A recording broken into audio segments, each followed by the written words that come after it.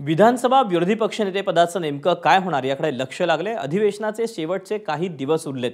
महाविकास आघाडीकडून ठाकरेंच्या शिवसेनेनं विधानसभा विरोधी पक्षनेते पदासाठी भास्कर जाधव यांचं नाव विधानसभा अध्यक्षांकडे दिलंय। मात्र अजूनही त्यावर कुठलाही निर्णय विधानसभा अध्यक्षांकडून घेण्यात आलेला नाही। पुढील 7 दिवसात निर्णय झाला नाही तर सलग हिवाळी अधिवेशनानंतर अर्थसंकल्पीय अधिवेशन असे 2 अधिवेशन विधानसभा विरोधी पक्षनेते पदाविना होईल।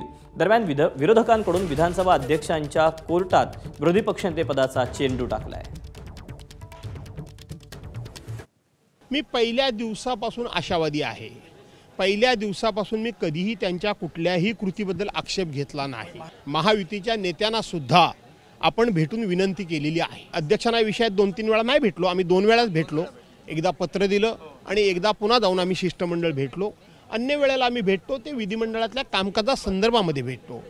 परंतु कुठेही याच्यामध्ये असं त्यांना वाटू नये की आम्ही हा फार विषय असा ताठरपणे घेतलेला आहे, तर आम्ही हा विषय नम्रतेने घेतलेला आहे। जशी काँग्रेसनी लोकशाहीमध्ये सभ्यता बाळगली तशी बाळगायची की न बाळगायची हे त्यांच्या हातामध्ये आहे। एबीपी माझा, उघडा डोळे बघा नीट।